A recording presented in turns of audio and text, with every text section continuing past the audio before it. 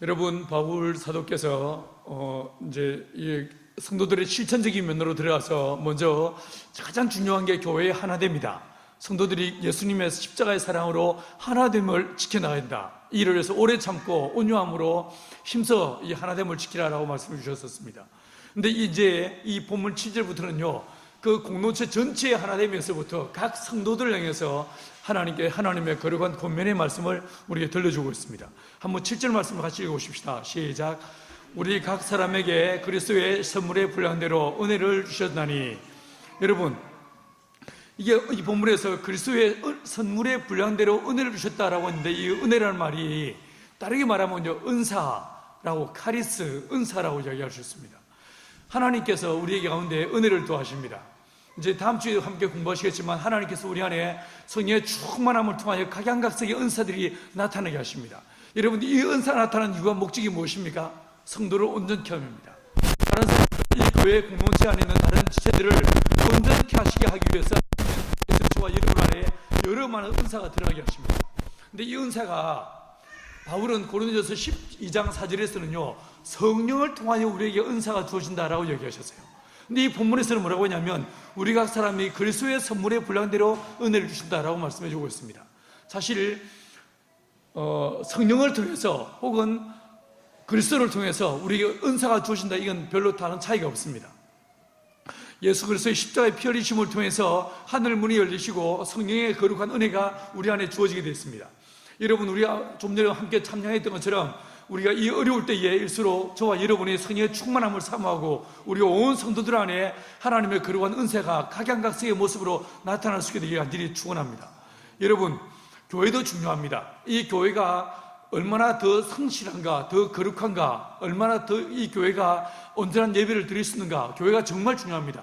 근데 교회도 중요하지만 성도 개개인도 또한 얼마나 중요한지 알 수 없습니다.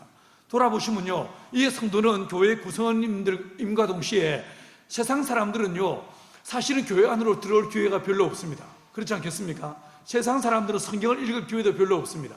세상 사람들은 누구를 통해서 하나님을 보는가? 성도들을 통해서 보게 되었습니다. 교회 건물이 아닙니다. 교회 예배도 아닙니다. 세상 사람들이 예배 가운데 나올 일이 없습니다.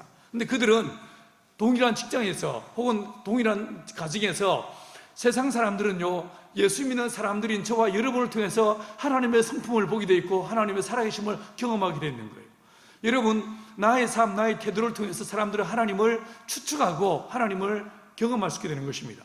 예를 들어서 저와 여러분들 중에서 자녀가 잘못 행동하면 도대체 집에서 뭘 배우냐, 부모가 그런 것도 안 가르치냐라고 이야기하게 되었습니다. 잘못은 자녀가 있는데 욕은 누가 먹습니까?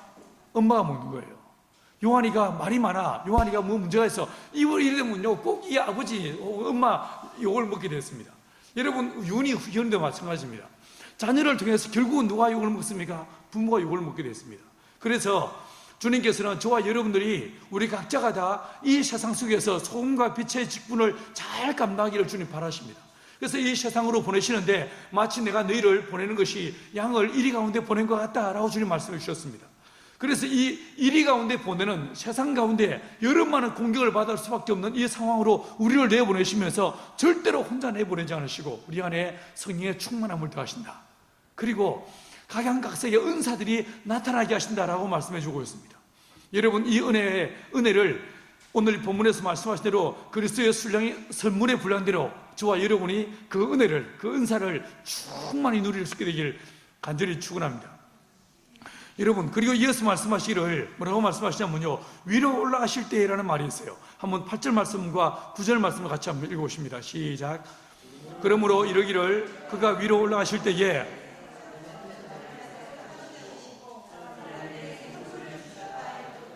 올라가셨다가 하였음즉 땅 아래 낮은 곳으로 내리셨던 것이 아니면 무엇이냐. 자, 이 본문에서 보시면 그가 위로 올라가실 때에 사로잡혔던 자들을 사로잡으시고 사람들에게 선물을 주셨다라고 이야기하고 있어요.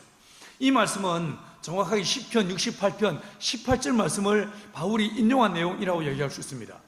이 시편 68편은 어떤 내용이냐면, 하나님께서 이제 이 출애굽 때부터 이 다윗 시대까지 긴 역사 속에서 하나님이 어떻게 이 역사 속에서 대적들을 물리치시고 이스라엘을 구원해내시고 이스라엘 가운데서 하나님이 영광 받으셨는지를 우리 들려주는 시편 68편입니다. 이 18편에서 68편 18절에서 뭐라고 하냐면, 제가 읽어보겠습니다. 주께서 높은 곳으로 오르시며 사로잡은 자들을 취하시고 선물들을 사람들에게서 받으시며 반역자들로부터 받으시나니 여호와 하나님이 그들과 함께 계시기 때문이로다 라고 하시면서 19절에서 우리가 알고 있는 매우 중요한 구절을 들려주십니다.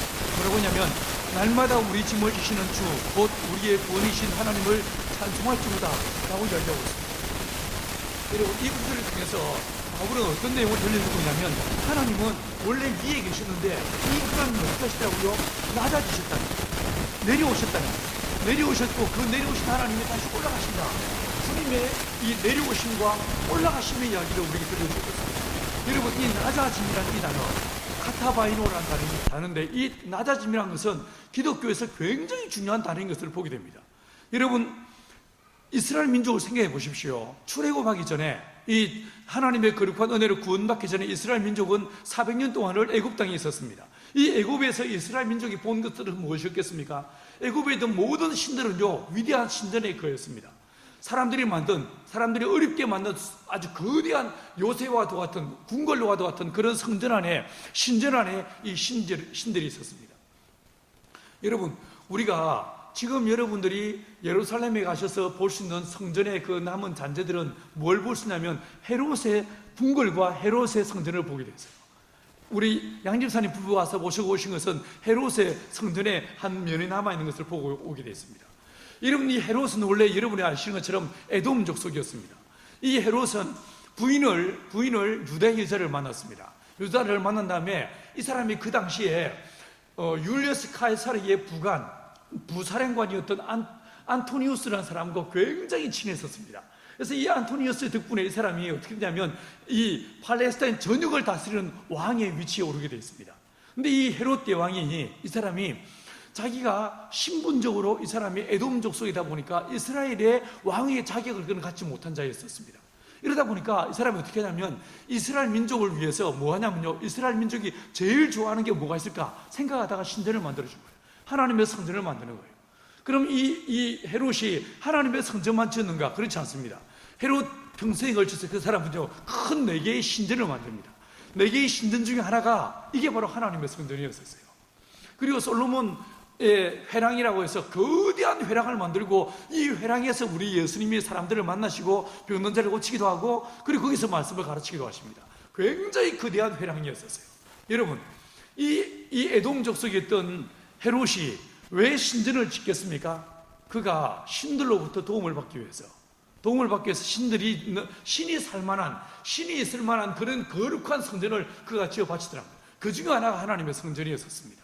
자, 여러분, 이와 같이 헤롯뿐만 아니라 대부분의 사람들은요, 거대한 신전을 지었습니다.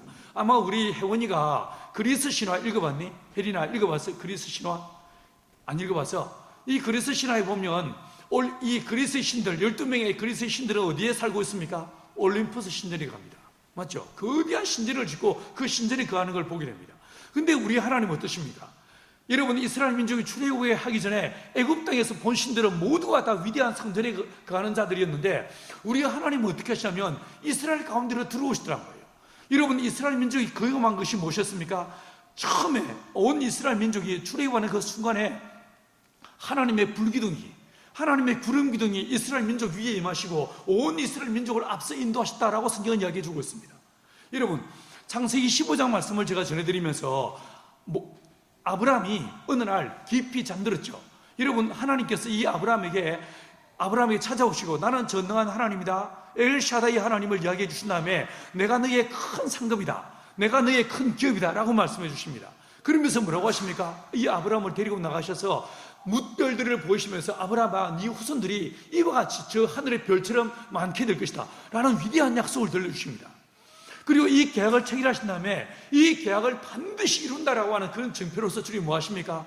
아브라함아, 너는 3년 된 암소, 그리고 암염소, 그리고 암양을 구해라.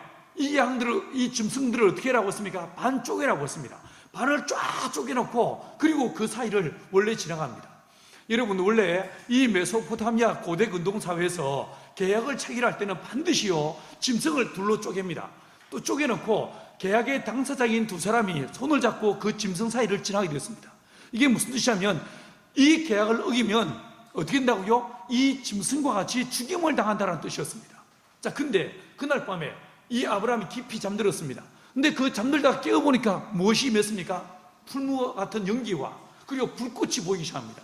여러분, 저와 여러분들은 그냥 연기와 불꽃으로 보였겠지만 이스라엘 민족, 출애굽한 이스라엘 민족을 상상해 보십시오. 이 이스라엘 민족은 매일 뭘 경험했습니까? 불기둥과 구름 기둥을 경험했습니다. 이게 무엇이었습니까? 하나님의 임재더란 거예요. 하나님의 임재의 거룩한 증표였었습니다. 근데 이 아브라함의 성전에 주님께서 짐승을 쪼개놓고 그 짐승 사이로 무엇이 등장하더라고요? 연기가. 그리고 이 불꽃이. 온 이스라엘 사람들은 모세를 통해서 그 이야기를 듣자마자 누가 오셨다는 걸 알았겠습니까? 하나님의 찾아오신 걸 느꼈을 거예요. 하나님이 오셨구나. 우리 가운데 계시는 그 하나님이 아브라함을 찾아오셨구나라고 느꼈을 거예요.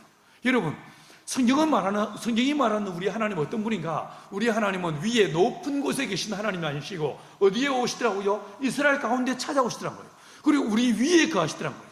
여러분, 민수기 2장에서 보시면 이스라엘 민족이 광야에서 장막을 칩니다. 장막을 치는데 원칙이 있었죠. 여러분, 먼저 이스라엘 민족이 각각 동서남북 방향으로 장막을 치는데 남쪽에 누가 있었습니까? 세 지파가 장막을 쳤습니다. 르우벤과 시몬과 갓 지파가 남쪽에 이스라엘의 이 전체 지형에서 남쪽에 딱 세 지파가 장막을 치게 했습니다. 그리고 서쪽에는요 에브라임과 므낫세와 그리고 베냐민이 장막을 치게 했어요. 북쪽에는 누가 쳤습니까? 단과 납달리와 그리고 또 아셀 지파가 쳤습니다. 그리고 동쪽에 누가 치냐면 이 동쪽은요 이스라엘 하나님이 오시는 방향이었습니다.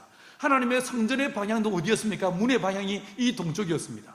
그래서 이 동쪽에 누가 치냐면 유다와 스불론과 이사갈 지파가 쳤어요.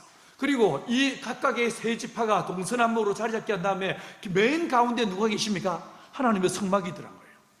여러분, 하나님은 어디 계십니까? 우리 가운데 계시더란 거예요. 우리 가운데 찾아오시더란 거예요. 하나님은 높은 그 보좌에 앉으신 분이셨는데 그 하나님이 이스라엘 가운데 오셔서 우리 가운데 임마누엘, 우리 가운데 찾아오시더란 거예요.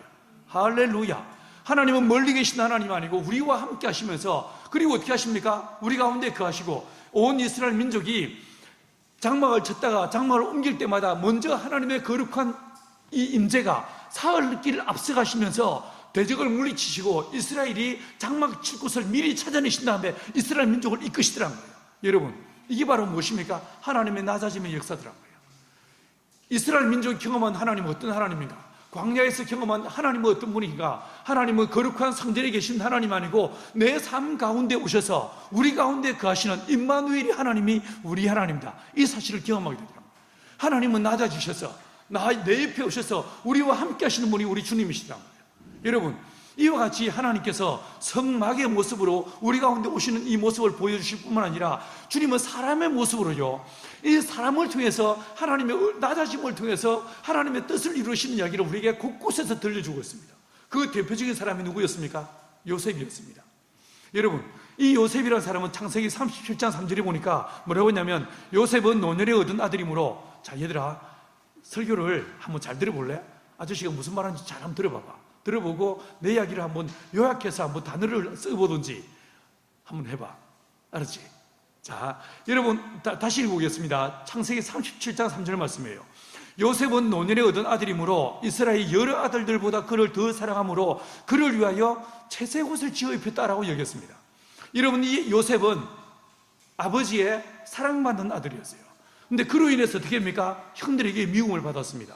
여러분, 그 결과 이 요셉은 형들의 안부를 알아보기 위해서 아버지의 보냄을 받고 도단 땅에 왔다가 결국 어떻게 했습니까? 형들의 손에 붙잡힙니다. 그리고 두들겨 맞습니다. 마른 우물에 집어 던짐을 당합니다. 그리고 어떻게 됩니까? 미디안의 상인들, 이스마엘의 상인들한테 이 요셉은 팔리게 됩니다. 팔렸고 결국요 이 사람은 보디발의 집에 노예로 살게 됩니다. 여러분, 노예로만 살았습니까? 아닙니다. 보디발의 아내에 이 모함에 빠져가지고 이 사람은 결국은요 무덤 이 감옥 속에 집어 던짐을 당합니다. 이 낮아짐의 모습이 한 사람의 인생 가운데서 그대로 드러나게 되는 걸 보게 됩니다. 아버지의 사랑받는 아들, 그리고 채색의 옷을 지어입힘을 받는 특별한 아들이었는데, 이 아들이 어떻게 됩니까? 형들의, 이웃들의, 동료들의 미움을 받아서, 모함을 받아서 이 사람은 노예가 되고, 그리고 또 감옥에 투옥되는 이 어려움을 겪게 되라는 것입니다. 여러분, 이것이 이 요셉이 겪었던 고통의 마지막이었습니까? 그렇지 않습니다. 우리가 잘 알고 있는 대로 어느 날 떡 맡은 관원과 그리고 또 술 맡은 관원이 요셉이 갇혀있는 그 감옥에 함께 투옥되기로 했었습니다. 어느 날 이 두 사람이 동시에 꿈을 꿨습니다. 꿈 이야기를 다 듣고 난 다음에 요셉이 정확하게 그 꿈을 해석해 주었습니다. 맞죠? 그런데 이 술 맡은 관원장은 이 요셉의 말대로 복직되었습니다. 그런데 어떻게 했습니까? 그 사람이 잊어버리더라는 거예요. 자기가 잘 되고 나니까 이 요셉의 사실을 까맣게 잊어버립니다. 이런 걸 뭐라고 말합니까? 배은망덕이라고 얘기하죠. 받은 그 은혜를 잊어버립니다. 여러분, 요셉은요, 오늘일까 내일일까 이 긴 세월을요, 그는 그 얼마나 깊은 절망 가운데 빠져 있었겠습니까? 마침내 얼마의 세월이 지난 다음에 2년의 세월이 지난 다음에 2년 후에 하나님께서 바로로 하여금 꿈을 꾸게 하십니다. 이 바로의 꿈을 꾸는데 아무도 알아맞힐 수 없습니다. 아무도 그 꿈의 내용을 이해할 수 없었습니다. 근데 딱 그때 어떻게 합니까? 이 술 맡은 관원장이 그 2년 전에 있었던 일을 기억하게 됩니다. 여러분, 그리고 어떻게 됐습니까? 하나님께서 이 요셉의 이야기가 기억되게 하셔서 요셉이 바로 앞에 등장하게 하시고, 이 요셉이 이 바로의 꿈을 정확하게 해석했을 뿐만 아니라 어떻게 합니까? 대안까지 만들어냅니다. 왕이여, 7년의 이 대풍년 기간 동안에 식량 창고를 만드십시오. 식량 창고를 인여된 모든 농산물들을 다 수확해 비축해 둔 다음에 7년의 대기근이 왔을 때 이것을 나누어서 사람들을 먹여 살리면 됩니다 라고 이 사람은요 대안을 제시했습니다. 여러분, 그 결과가 무엇이었습니까? 바로가 41장 41절에 보니까 바로가 또 요셉에게 이르되 내가 너를 애굽 온 땅의 총리가 되게 하겠다. 그리고 자기의 인장만지를 빼어서 요셉의 손가락에 끼우고 그에게 세마포 옷을 입히고 금사슬을 목에 걸었다라고 이야기해주고 있습니다. 사랑하는 여러분, 그 결과 이 요셉이 전국의 총리가 되어서 온 이 애굽의 땅을 통치하고 다스리면서 그의 꿈이 성취될 뿐만 아니라 애굽만 구원하는 것이 아니고 자기 민족과 온 주변 열방을 구원하는 하나님의 은혜의 도구가 되었다라고 이야기하고 있습니다. 여러분, 결국 이 요셉의 이야기는 무엇에 대한 그림자겠습니까? 예수님, 하나님의 아들 예수님께서 이 땅에 오셔서 우리의 죄를 위해서 피 흘려 죽으시고 우리의 죄를 위해서 무덤에 장사 지내야 되지만 그분이 부활 성천하셔서 저와 여러분을 구원하실 거룩한 구원의 이야기의 하나의 예표요 그림자들한 것입니다. 여러분, 그래서 마태복음 1장 21절에 말씀하시기를 아들을 낳으니 그 이름을 예수라라 라고 말씀하시면서 이는 자기 백성을 저희 죄에서 구원할 자이십니다 라고 말씀하십니다. 23절에 뭐라고 말씀하십니까? 여러분, 그 이름을 임마누엘이라 하리라 라고 이야기하고 있는 것을 보게 됐습니다. 여러분, 이 모습을 히브리서 2장 9절에 이렇게 말했습니다. 오직 우리가 천사들보다 잠깐 동안 못하게 하심을 입은 자 곧 죽음의 고난을 받은 심을 인하여 영광과 존귀로 관서신 예수를 보니 이를 행하심은 하나님의 은혜로 말미암아 모든 사람을 위하여 죽음을 맛보게 하려 하십니다. 여러분, 요셉의 이야기를 통하여 예수님을 들려주시고 이 예수님께서 하나님의 아들이심에도 불구하고 하나님의 형상이심에도 불구하고 하나님의 본체임에도 불구하고 모든 그 영광과 존귀를 다 버리시고 이 땅에 우리와 같은 사람이 되셔서 나와 함께 지내시다가 내 죄를 짊어지고 십자가에 못 박혀 피 흘리심으로 우리를 구원하시는 하나님의 거룩한 구원의 이야기를 우리에게 들려주고 있더라고요. 이 이야기의 키워드가 무엇입니까? 낮아짐이더라고요. 낮아짐이더라고요. 여러분, 서울의 마포에 가면 양화진이라는 곳이 있습니다. 아마 여러분 중에도 가본 분들이 있을 것입니다. 이 양화진이 처음 시작된 계기가 무엇인가? 이 양화진에 제일 1호로 묻힌 사람이 한 명 있었습니다. 이분은 닥터 헤론이었습니다. 이분은 미국에 있는 테네시 의대를 수석으로 졸업한 사람이었습니다. 20대 때 이미 이 사람은 자기 모교의 교수로 청빙을 받았습니다. 이 사람은 총만 받는 사람이었으며 전도 유망한 청년이었습니다. 그러니 모든 사람으로부터 이 사람은 정말 수재라고 인정받는 사람이 이 닥터 헤론이었습니다. 그런데 이 사람이 교수 자리가 자기 모교에서의 교수 자리, 그 영예로운 그 자리가 이미 보장된 사람이었음에도 불구하고 이 사람은 그 모든 걸 내려놓고 1885년 6월 21일 날 조선 땅으로 들어옵니다. 여러분이 아시는 것처럼 이 조선은 지금의 모습이 아니었습니다. 우리나라 지금은요, 전 세계에서 가장 잘 사는 나라 중 하나로 이렇게 변화되었지만, 그 당시만 하더라도 우리나라 조선은 국군을 찬탈당하면서 어렵고 힘들기 이럴 데 없는 참으로 가난한 나라가 이 조선 땅이었습니다. 근데 이분이, 이 닥터에론이 이 조선 땅에 들어왔고, 5년 후에 이 사람은요, 그 당시에 서울에서 창굴한 장티푸스, 그 어려운 역병이 온 땅에 창굴할 그때에 그 서울에 있던 대부분의 선교사들은 이 서울을 벗어나서 남한산성으로 도망을 갔습니다. 피시니아에 있었습니다. 근데 이 헤롯은요, 서울 땅을 벗어나지 않습니다. 그리고 그 땅에서 아픈 사람들 옆에서 끊임없이 치유하고 진료하고 그들을 도와주기 시작했습니다. 혜린아, 의사 이름이 누구였다고? 닥터 누구였다고? 헤론. 닥터 헤론이었어요. 이 닥터 헤론, 이분이요, 그 사람을 돌보다가, 그 장티푸스 환자를 열심히 돌보다가 결국은 이 사람 어떻게 이겼습니까? 병이 걸립니다.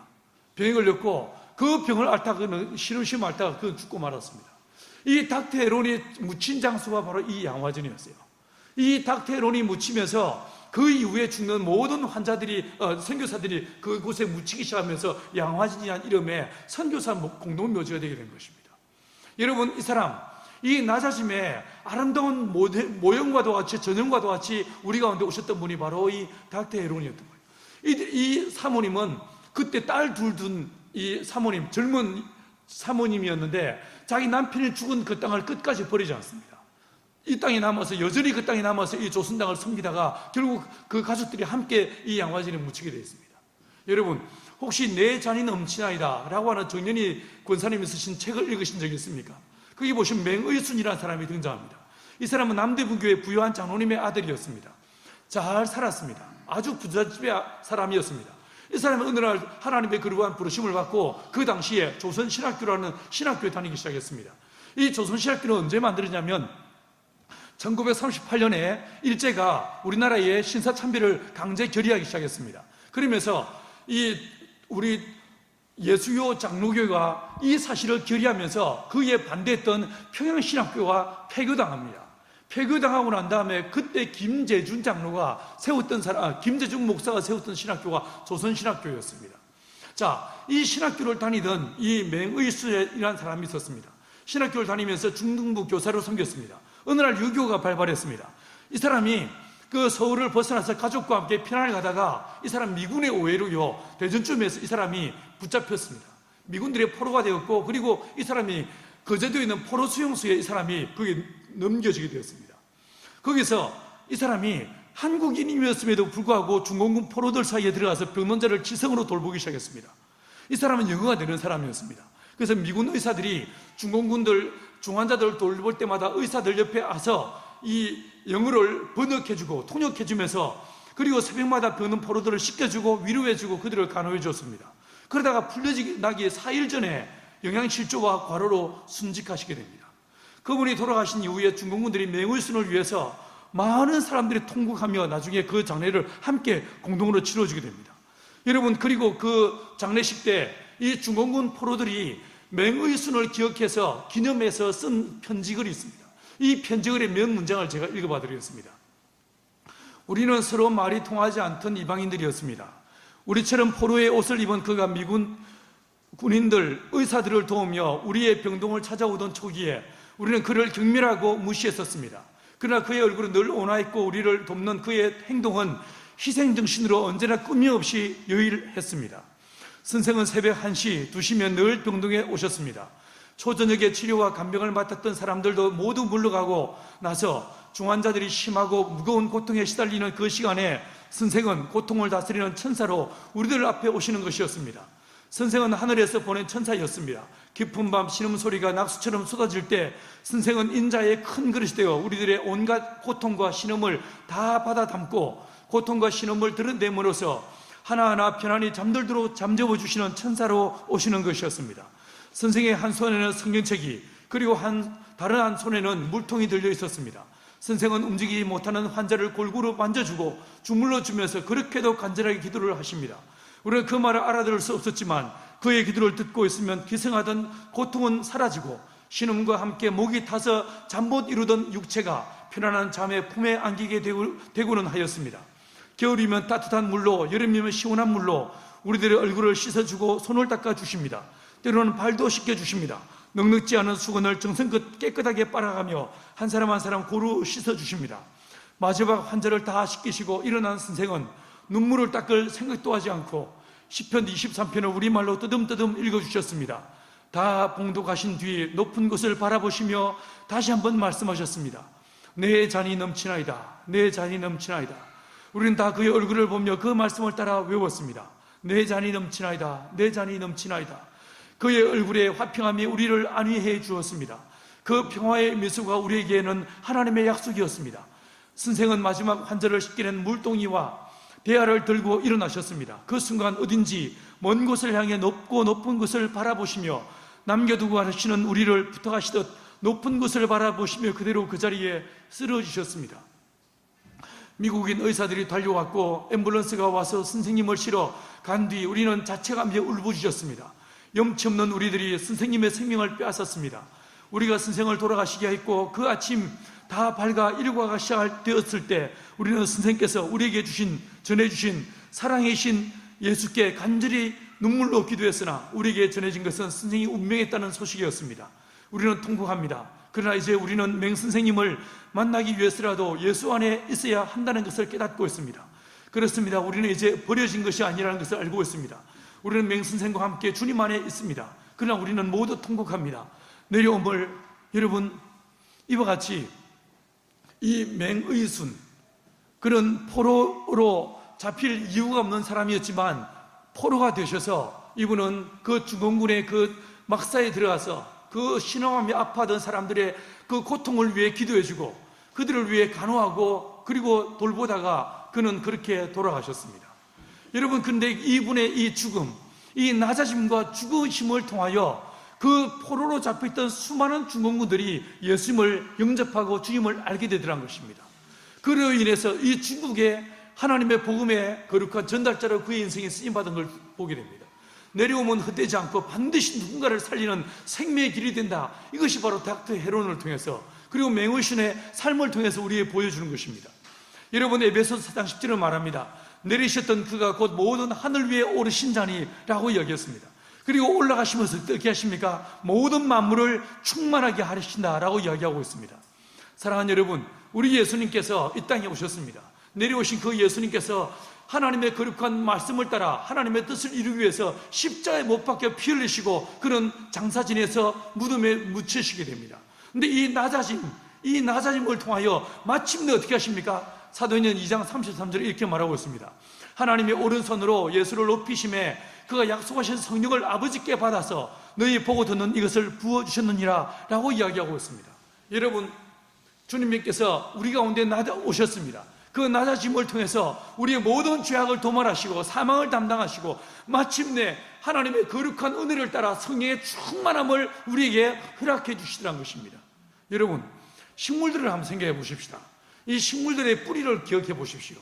이 식물들의 뿌리는요, 그 어느 뿌리도요, 땅 위로 솟아오르는 법이 없습니다. 식물들은 늘 언제나 어떻게 합니까? 땅속으로 내려갑니다. 씨앗들을 잘 살펴보시면 이 씨앗들이 처음에 뿌리가 나옵니다. 뿌리가 하나가 길게 뻗어나온 다음에 줄기가 솟아나게 되어 있습니다. 이 뿌리는 누가 시키지도 않아도요, 땅속으로 들어갑니다. 내려갑니다. 어떻게 이 식물들은 땅속으로 내려갈 수 있을까? 어떻게 이 식물들은 땅속으로 이 손이 있는 것도 아니고 눈이 있는 것도 아닌데 어떻게 땅속을 향해서 식물들의 뿌리는 뻗어갈 수 있을까? 학자들이 이게 궁금했습니다. 그래가지고 식물들의 씨앗을 우주선에 실어서 들려보냈습니다. 물에 담아가지고 이 식물들이 싹이 나게 만들어 보았습니다. 식물들이 싹이 나는데 우주에서는요, 이 식물들의 뿌리가 땅으로 내려오는 것이 아니고 밑으로 지하로 이게 밑으로 향하는 것이 아니고 온 사방으로 뻗어가더라는 것입니다. 위로 옆으로 막 뻗어가더랍니다. 사방팔방으로 뻗어가더랍니다. 그러다가 이것을 다시 내려와서 이 우주선에서 꺼낸 다음에 땅속에 이걸 식물을 심어보니까 정확하게 사방으로만 엉겨있던 이 식물들의 뿌리가 정확하게 다시 땅속으로 내려가기 시작하더랍니다. 여러분, 이 식물들의 뿌리는 어떻게 땅속으로 내려갈 수 있을까요? 여러분, 모든 식물들의 몸 안에, 세포 안에는 뭐가 있냐면요, 작은 평형석이라고 하는 전분 알갱이 조각들이 있습니다. 이게 균형을 잡는 추 역할을 합니다. 그래서 이 모든 식물의 뿌리에 있는 이 평형석이 식물들로 하여금 땅 속으로, 땅 아래로 향하도록 방향을 잡아주게 되었습니다. 위로 올라오지 않고 아래로 향하게 만들어주게 되었습니다. 여러분, 이 평형석 덕분에 이 뿌리가 밑으로 내려가고, 뿌리가 밑으로 내려가면서 어떻게 합니까? 이 식물들의 뿌리는 정확하게 물을 향해 나가게 되었습니다. 물을 향해 뻗어가고 물을 빨아들인 다음에 이 물을 어떻게 합니까? 줄기로, 그리고 가지로 온 이파리를 향해서 이 식물들의 뿌리를 해서 끌어올린 물들을 전해줘서 식물들이 자라게 만들더란 것입니다. 열매를 맺게 만들더란 거예요. 여러분, 이 열매 맺은 이 입교에서는 반드시 이 식물들의 뿌리는요, 낮은 곳으로 뿌리는 땅 속으로 들어가야 됩니다. 물량에 뻗어가야 됩니다. 그래야만 이 식물들은 자라날 수가 있습니다. 여러분, 평형석 덕분입니다. 여러분에게도 평형석이 있습니까? 저와 여러분에게는 무엇이 있는 것 같습니까? 여러분도 우리 안에 높아지고 교만해지고자 하는 우리의 마음속에 평형석 대신 예수 그리스도, 나를 위해 이 땅에 오신 예수, 나를 위해 피 흘리신 그 예수가 내 삶의 평형석 되셔서 교만해지고 높아지고 누군가 알아주지 않으면 내 안에 늘 서운함이 있는 저와 여러분 안에 예수 그리스도, 그분의 평형석이 되셔서 요셉처럼, 닥터 헤론처럼, 맹의순처럼 낮은 곳으로 방향을 향할 수 있는 저와 여러분들이 간절히 축원합니다. 이 낮아짐을 통해서 마침내 우리가 예수님을 따라가고 예수님을 닮아감으로 말미암아 오직 예수 안에서 열매 맺는 믿음의 삶을 사는 저와 여러분 되시기를 간절히 축원합니다. 여러분, 요한복음 15장 4절 5절을 제가 마지막으로 읽어드리겠습니다. 내 안에 거하라, 나도 너희 안에 거하리라. 가지가 포도나무에 붙어 있지 아니하면 스스로 열매를 맺을 수 없음 같이 너희도 내 안에 있지 아니하면 그러하리라. 나는 포도나무여 너희는 가지라. 그가 내 안에, 내가 그 안에 거하면 사람이 열매를 많이 맺나니 나를 떠나서는 너희가 아무것도 할 수 없음이니라 라고 말씀하십니다. 여러분, 코로나로 인해서 온 세상이 두려움에 벌벌 떨고 있습니다. 이 두려움 상황 속에서 저와 여러분이 우리의 내 삶의 평형석 되신 예수, 그 예수님을 붙잡고 낮은 곳으로 손을 내밀고 병들고 두려워하고 아파하는 수많은 자들을 위해서 우리가 그들을 위해 기도하고 그들을 품고 섬기고 사랑함으로 통해서 하나님의 거룩한 사랑을 이 세상에 흘려보내고 그로 인해서 사랑의 열매를 맺는 저와 여러분의 삶이 되길 간절히 축원합니다. 기도하시겠습니다. 하나님 아버지, 주님은 하나님의 거룩한 형상이시요 주님의 본체심에도 불구하고 우리를 위해서 이 땅에 내려오셔서 우리의 죄와 허물을 대신 짊어지시고 낮아지심의 그 죽으심을 통하여 우리를 구원해 주셨습니다. 하나님, 이 낮아짐의 이 모습이 우리 예수님에게 충만했던 그 낮아짐이 때로는 사람을 통해서, 때로는 하나님의 거룩한 장막을 통하여 우리에게 보여졌습니다. 그리고 식물들을 통해서 우리에게 이 낮아짐의 거룩한 원리가 반드시 우리의 삶 속에 적용되어질 때만 열매 맺을 수 있고 꽃을 피울 수 있다는 사실을 보여주고 있습니다. 하나님 아버지, 그러나 우리는 늘 높아지려 하고 우리는 늘 누군가 알아주지 않으면 우리는 서운해합니다. 주님, 우리의 삶의 평형석 되신 예수 그리스도가 늘 우리 안에 거하시고 내 삶의 왕 되시고 나의 삶을 주장해 주심으로 낮아짐을 통하여 거룩한 열매 맺는, 사랑의 열매를 맺고 믿음의 열매를 맺는 저희들의 삶이 되도록 우리의 삶을 이끌어 주시옵소서.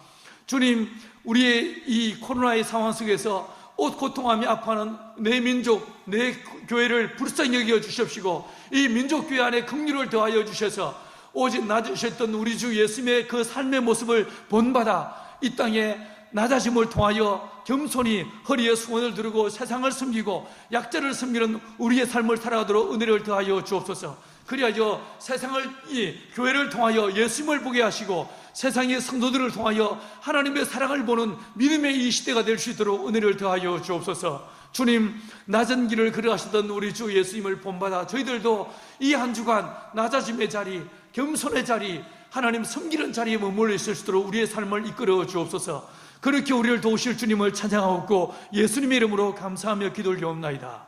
아멘.